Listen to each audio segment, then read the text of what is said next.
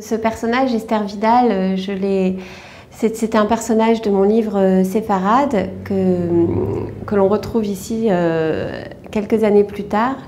Et effectivement, tout a changé dans l'ambiance et ce qui se passe autour d'elle. Et donc, elle est déchirée entre son amour pour son pays et puis cette espèce d'urgence du moment, la barbarie qui envahit son quotidien et qui fait qu'elle se demande si elle ne doit pas quitter son pays. Et c'est là où elle se rend compte à quel point ce pays est important pour elle et ce que cela signifie.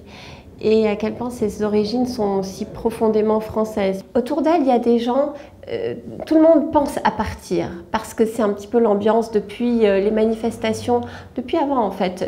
Elle parle, le premier choc, je dirais, ça a été Ilan Halimi, la torture et l'assassinat d'Ilan Halimi. Puis il y a eu le choc terrible de Toulouse et des enfants qui ont été assassinés. Avec aussi leur père. Et puis, en août dernier, il y a eu ces manifestations dans Paris où on a attaqué des synagogues, on a brûlé des commerces juifs et où les gens disaient « mort aux juifs ». Jusqu'en janvier, où là, effectivement, cette question du départ qui est lancinante chez beaucoup de juifs et devient vraiment urgente, quoi.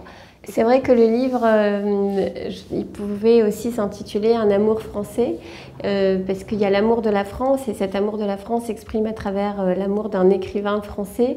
Et c'est un amour un peu en demi-teinte, c'est quelqu'un qu'elle retrouve, qu'elle a connu des années auparavant.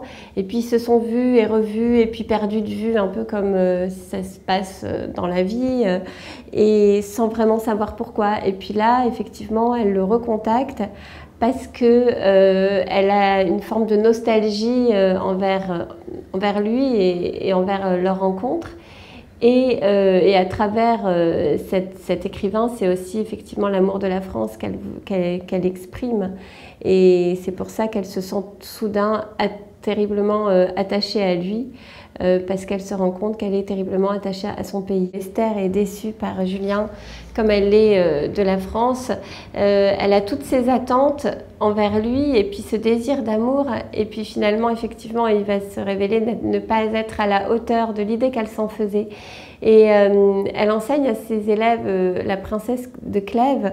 Et effectivement, elle en donne une analyse à un moment à ses élèves en montrant que ce que la princesse de Clèves aime par-dessus tout, c'est l'amour. Et puis c'est cet idéal de l'amour qu'elle place tellement haut qu'elle a peur de le mettre à l'épreuve de la réalité. Et donc, et ça c'est vraiment un amour français, c'est-à-dire l'amour à la française. Il y a un idéal formidable en France, cet idéal de la liberté, l'égalité, la fraternité. Et puis cet idéal est en train de se fracasser aujourd'hui. L'antisémitisme, c'est toujours le symptôme d'une crise profonde de la société et d'une crise de ses valeurs. Et donc c'est ça que j'ai voulu montrer dans ce livre à travers l'exemple de l'antisémitisme. C'est le sens que cela a dans une société, parce que toutes les sociétés qui ont sombré dans l'antisémitisme en fait ont sombré tout court en fait.